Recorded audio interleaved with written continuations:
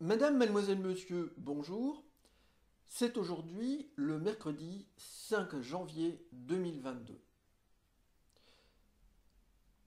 Le président de la République française Emmanuel Macron a choqué beaucoup de Français dans une interview publiée aujourd'hui dans le journal Le Parisien aujourd'hui en France. Au sujet des non-vaccinés, il a notamment dit qu'il avait envie de les emmerder jusqu'au bout. Je voudrais dire moi-même que je suis très choqué de ces propos. Les non-vaccinés sont aujourd'hui tout à fait dans le cadre de la loi.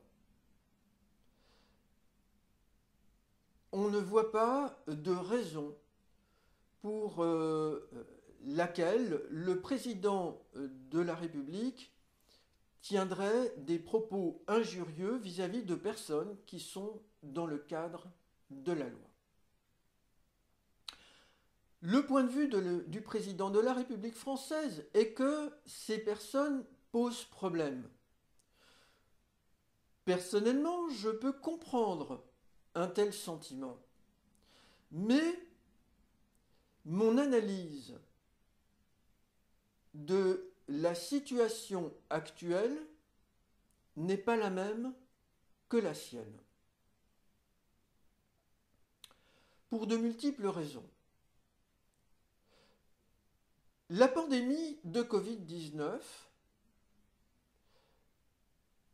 est une sorte de colère de la Terre-Mère vis-à-vis de l'humanité. C'est une injonction, une manière de dire à l'humanité « Stop, ça suffit, j'en ai assez de tous vos mauvais comportements à mon égard et à l'égard de milliards d'êtres vivants qui disparaissent chaque année de la faute de nos mauvais comportements. »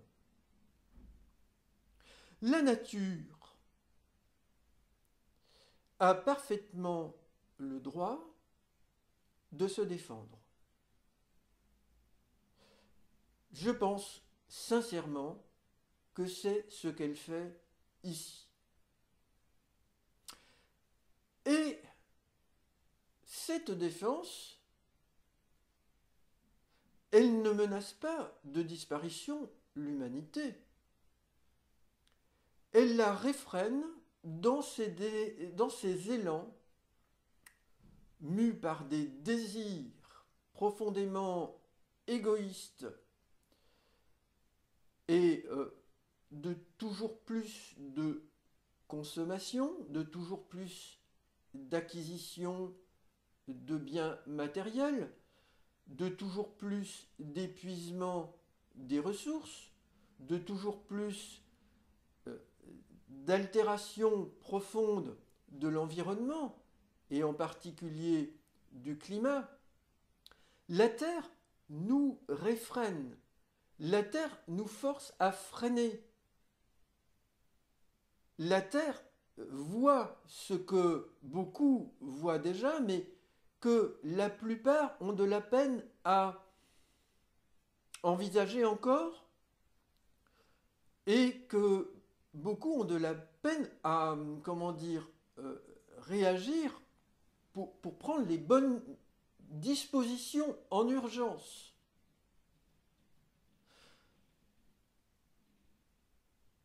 En voulant retrouver, entre guillemets, une vie normale, plutôt que d'avoir des économies du confinement et de réduction de l'épidémie qui nous prendrait un temps relativement long de plusieurs années, pays par pays, frontière par frontière.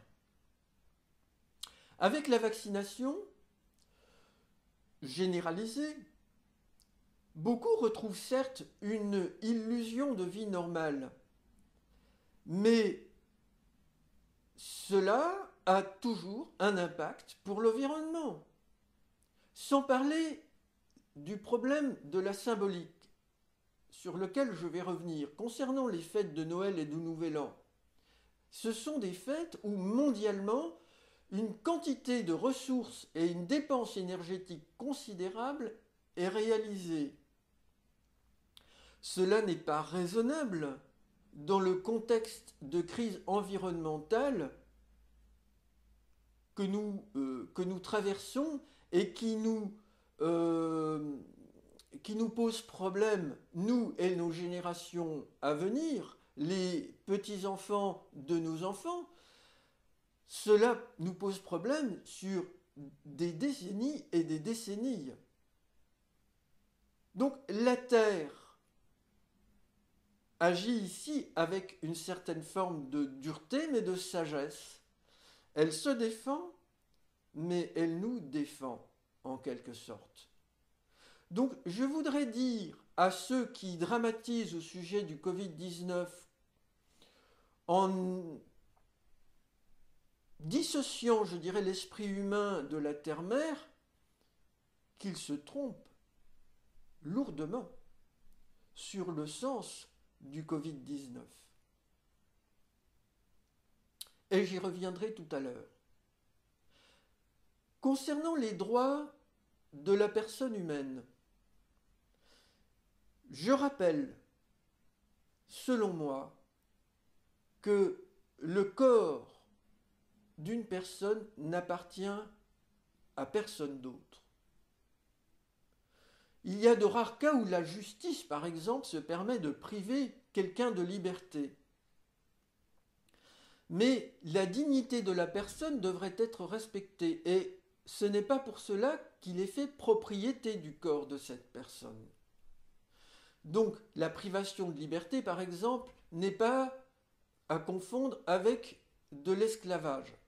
Sauf que dans notre société, selon moi, la prison est souvent un abus par rapport à la faute commise et que d'autres formes de réparation ou de dédommagement de la société, des personnes concernées, devraient être envisagées. La prison devrait être surtout un moyen de préservation. Donc dans notre État, nous avons déjà quelque chose, selon moi, qui philosophiquement dysfonctionne quant à la privation de liberté. Nous avons un dysfonctionnement ici avec le désir émis par beaucoup de obliger à vacciner concernant le Covid-19 des personnes qui ne veulent pas, en conscience, être vaccinées pour le moment ou définitivement. Le président de la République et certains de ses représentants à l'Assemblée nationale parlent souvent des devoirs avant les droits. C'est une manière de penser qui est philosophiquement, selon moi, mauvaise. Les droits passent toujours avant les devoirs, mais quand on en a un devoir, on devrait s'y astreindre. Il est vrai. Pourquoi ? Eh bien, il faut s'intéresser à la mère nature. Le sens profond de la vie est de générer des êtres et des mondes vivants.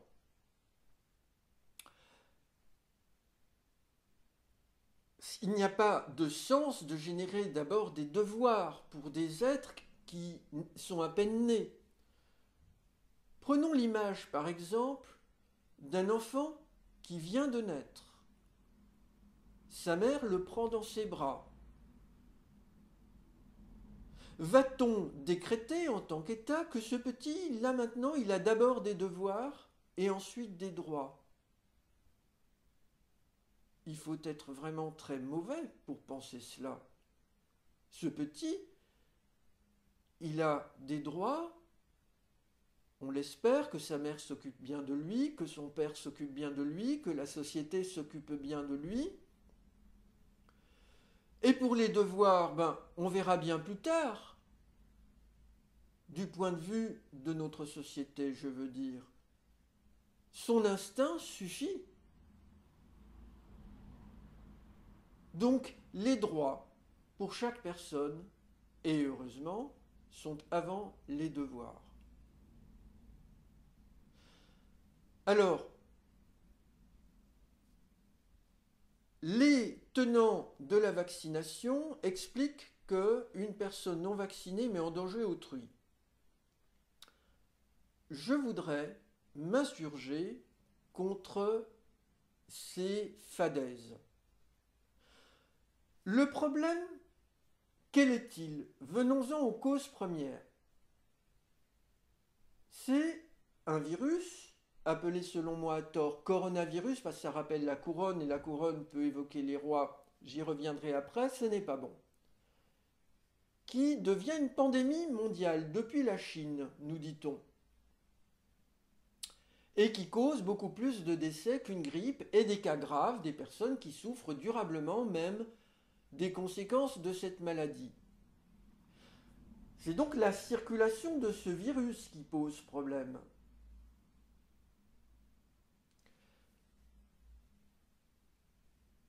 Qui met le virus en circulation?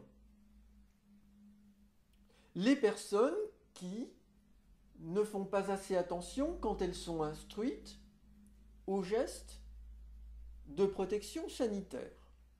Les gestes de protection sanitaire sont la base.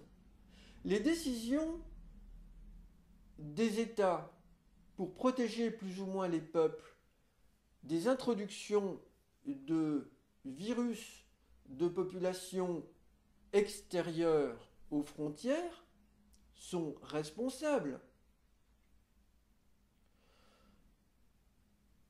Ce n'est pas donc le fait d'être vacciné ou non qui met en danger autrui, c'est le fait de ne pas prendre les précautions qui ne demandent pas grand-chose en termes de recherche scientifique, puisque nous avons à peu près tout, merci à ceux qui les produisent, les masques, la solution hydroalcoolique. Il existe des tests, je pense, conçus de manière transgressive, je vais y revenir. Il y a des tests, il y a la distanciation sociale, il y a des comportements très importants comme l'aération des pièces, il y a le confinement, et le confinement, c'est très intéressant, il ralentit l'économie. Et nous avons besoin de ralentir l'économie précisément parce que nous puisons trop dans les ressources, nous portons trop atteinte à des espèces, à des environnements sensibles que nous ne voyons pas toujours parce que ce n'est pas toujours chez nous. Moi je signe des pétitions, ça se passe dans des forêts en Afrique, ça se passe dans des forêts en Indonésie, ça se passe dans des forêts en Amazonie, etc.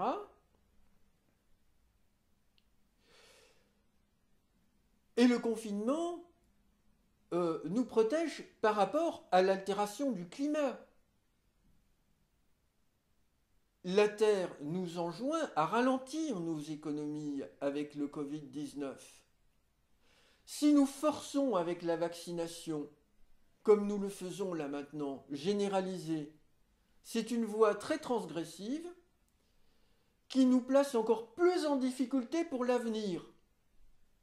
Et il se peut qu'à l'avenir, il y aura beaucoup plus de morts qu'il n'y en aurait eu si nous avions choisi la voie la plus vertueuse, c'est celle du confinement, du ralentissement de l'économie, et peut-être, temporairement ou durablement, de certaines formes de décroissance dans certains domaines de l'économie. Car vous le savez, il y a déjà de nombreux morts à cause du bouleversement climatique induit par les activités humaines depuis de nombreuses décennies. Donc, il y a, je pense, dans le discours actuel de ces doctocrates, ces scientifiques qui conseillent nos politiques, et nos politiques eux-mêmes qui se prennent pour peut-être aussi des savants, un danger, c'est celui de ne pas comprendre le sens profond des choses et de ne pas respecter les comportements vertueux. Je ne suis pas anti-vaccin, mais je condamne l'élaboration des vaccins sur le principe du sacrifice d'animaux autres que des êtres humains, sans leur consentement. On ne va pas obtenir le consentement d'un rat, d'un lapin, d'un singe en laboratoire. Je condamne personnellement l'expérimentation animale le plus souvent, sauf dans le cadre de la recherche vétérinaire, et sous certaines conditions. Il est essentiel de dire que là, nous transgressons très gravement en sacrifiant des animaux pour fabriquer ces vaccins. Et il n'est pas fortuit que nous soyons de nouveau très perturbés par un second variant.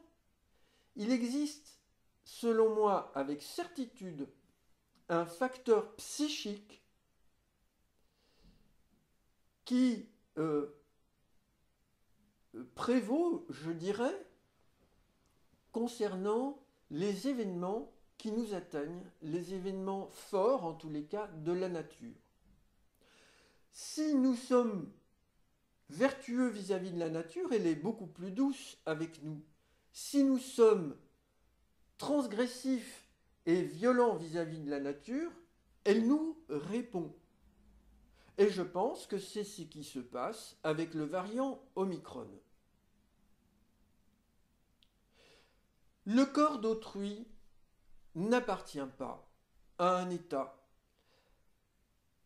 Et un État n'a pas le droit, selon moi, d'obliger qui que ce soit à être vacciné. On va faire une exception pour les enfants. Proposition de vaccination et non pas obligation, avec décision des deux parents. Mais, en principe, le corps d'autrui n'appartient pas à l'État. Il y a des devoirs, il est vrai, pour les personnes, qu'elles soient vaccinées ou non, c'est, selon moi, de faire attention à autrui comme à soi-même, mais libre à chacun pour soi-même, mais à autrui en évitant de faire circuler le virus. Ce n'est pas ce que j'ai observé. Beaucoup de personnes non vaccinées font plus attention, très probablement, que des personnes vaccinées. Hélas, il y a des personnes non vaccinées qui ne font pas attention, et je conçois que l'on soit mécontent à leur sujet. On leur doit quand même le respect et non pas une atteinte à la dignité, comme je viens de l'entendre de la part du président de la République française qui dit qu'il veut les emmerder. Je rappelle en passant que cette phrase est d'ailleurs peu pensée de sa part, car il y a beaucoup d'enfants qui ne sont pas vaccinés, des petits-enfants, et il y a des personnes qui ne sont pas vaccinées pour des raisons médicales, et qu'il n'y a aucune raison de les ennuyer pour cela.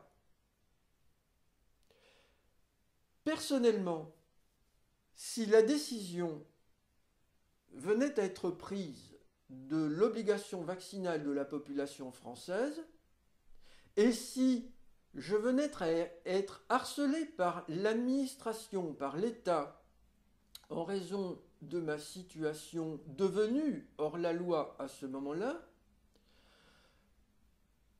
je prendrai toutes les dispositions et je solliciterai toutes les aides possibles afin de m'exiler. Je retournerai peut-être dans mon pays natal, la Suisse, j'ai aussi la nationalité suisse, ou dans un autre pays de mon choix qui respectera mieux les droits de l'être humain, de mon point de vue, concernant la vaccination pour le Covid-19.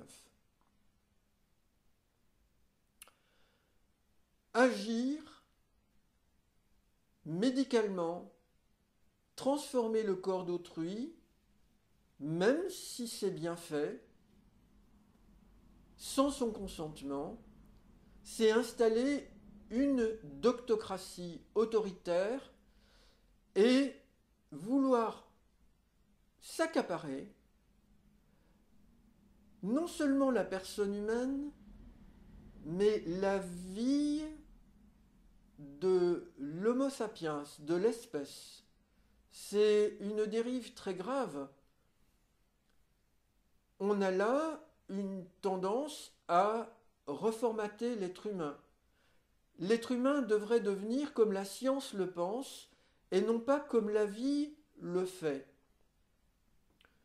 La vie entend qu'il y a une science possible pour l'être humain, mais que cette science doit la respecter, elle, toujours. Et là, la science ne respecte plus la vie sur des points essentiels. L'intimité cellulaire et moléculaire de la cellule humaine est violée. L'intimité moléculaire du virus est violée. L'intimité de l'espèce humaine est violée car on veut sans arrêt dominé par les pouvoirs de la science. Qu'est-ce que cela peut donner sur le long terme? Outre les colères répétées de la Terre qui va tuer des gens, dans la mesure où on fait violence à la vie nous fait violence en réponse. Mais elle reste toujours vertueuse, tandis que nous devrions le redevenir. Eh bien, il y a peut-être un risque de dérive génétique des groupes humains qui se vaccinent sans arrêt.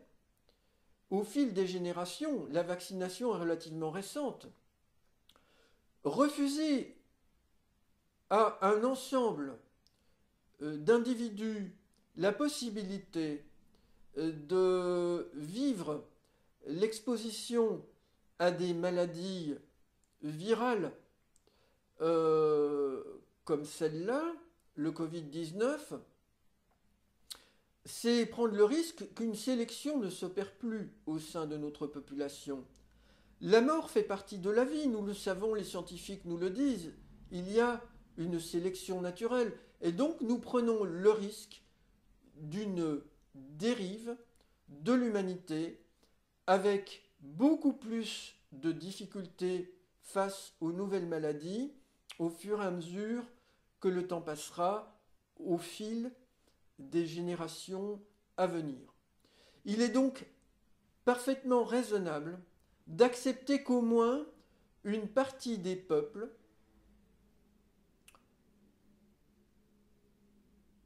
soit laissée libre de se faire vacciner ou non.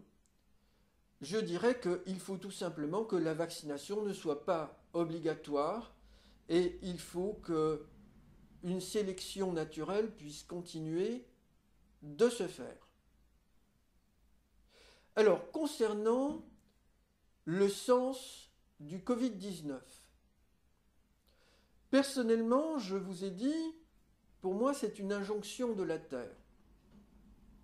Mais en tant que lanceur d'alerte concernant les intrusions extraterrestres malveillantes, je suis convaincu que le Covid-19 est une défense de la Terre face aux invasions extraterrestres et face à l'invasion la plus grave, c'est celle des êtres gris et de leurs alliés, au sujet de laquelle je vous informe et vous alerte depuis 2008. J'informe et alerte notre État et d'autres États du monde depuis 2009 et années suivantes, sans effet pour le moment. Et ce virus, vous l'avez remarqué, maladroitement je pense, a été nommé coronavirus. Il veut dire la couronne.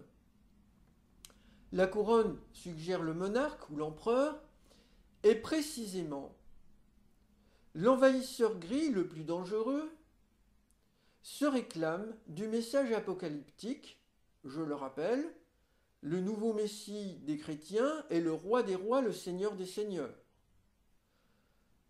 Le roi des rois, c'est-à-dire le chef des chefs d'État du monde.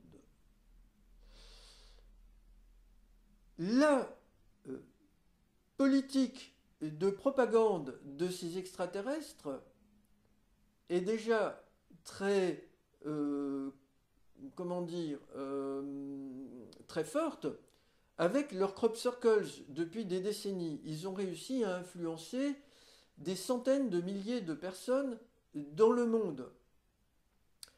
Et le nouveau Messie des chrétiens est un être gris qui a la même âme que le prophète Jésus, que j'appelle Jésus Oméga, hein. C'est le retour du Messie, en quelque sorte, désiré par les chrétiens, dans le ciel, avec une armée céleste, tel que ça a été dit dans la Bible au chapitre 19, verset 11 et suivant de l'Apocalypse de Jean. Dans un crop circle à Reigate Hill, près de Londres, il s'est signalé, en figure christique. Ici, je décrit pour vous, succinctement, cet être gris avec ses yeux en amande, un petit nez, une bouche mince, un crâne sans chevelure, sans pilosité, assez large. Et donc pourquoi il s'est signalé en figure christique près de Londres? Eh bien parce que son âme a été celle du prophète Jésus.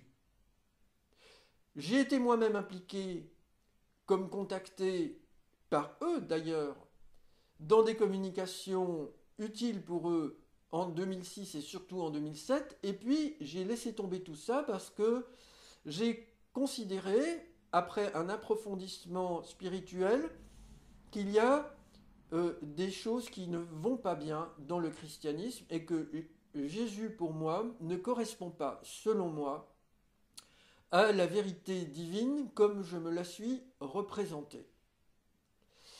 Alors, il y a plusieurs décennies, un auteur américain, Bud Hopkins,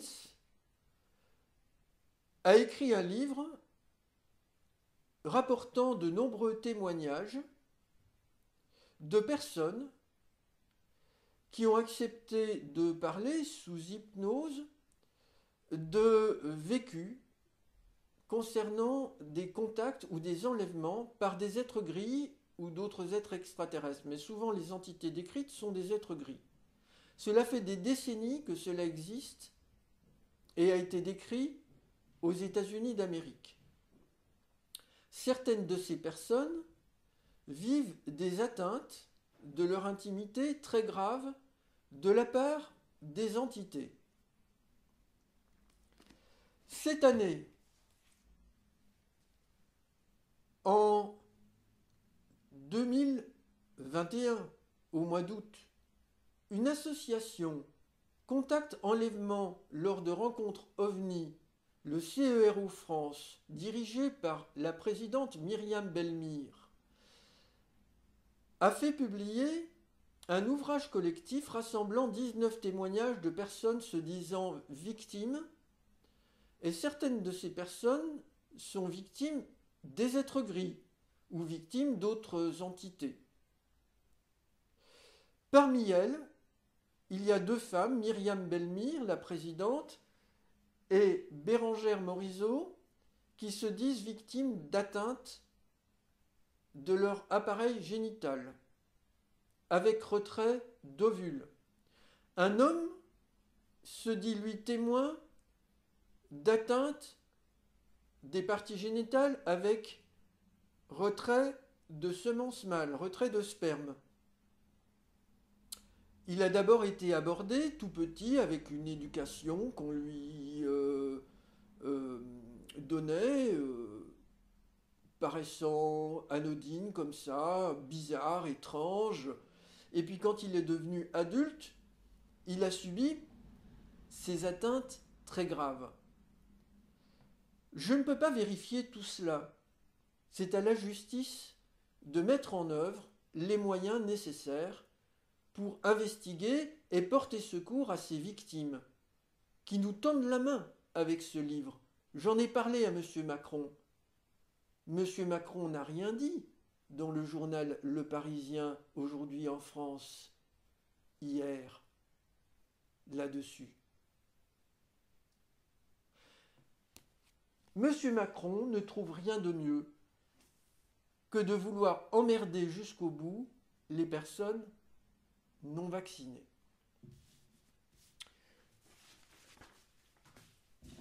Selon moi, Le virus Delta et le virus Omicron, variant tous deux du Covid-19, ont un message relativement à cette invasion qui se centre sur le Royaume-Uni.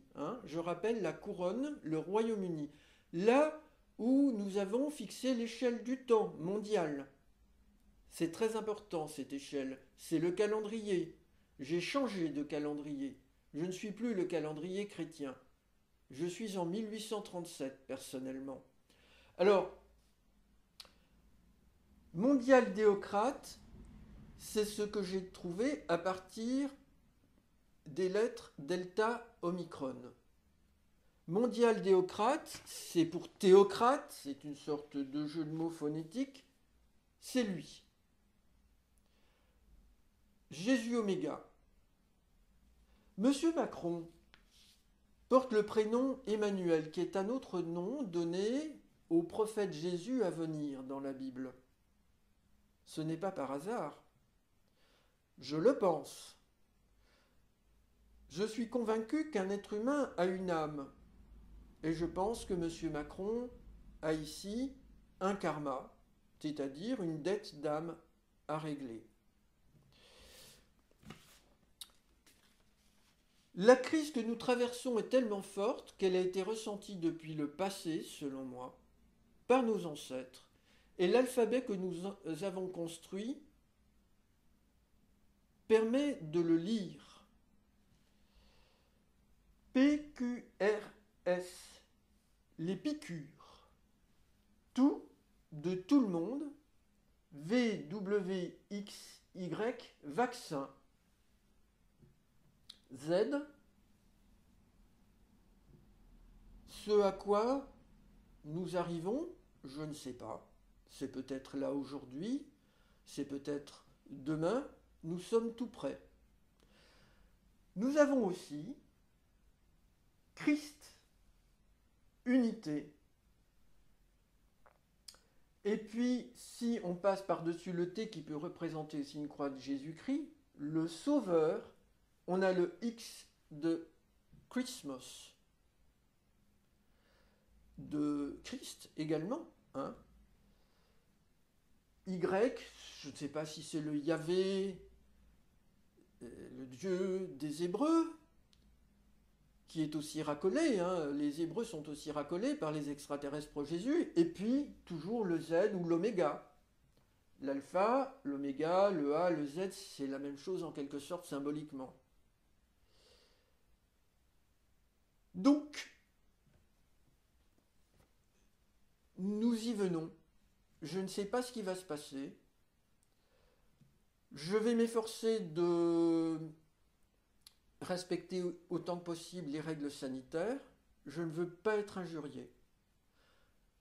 Distanciation sociale, gel hydroalcoolique, semi-confinement.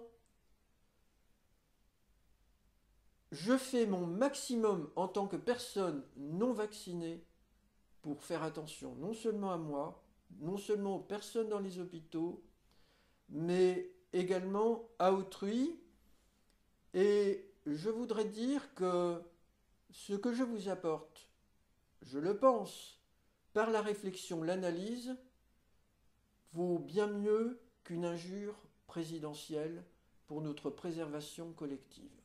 Madame, mademoiselle, monsieur, je vous remercie pour votre attention.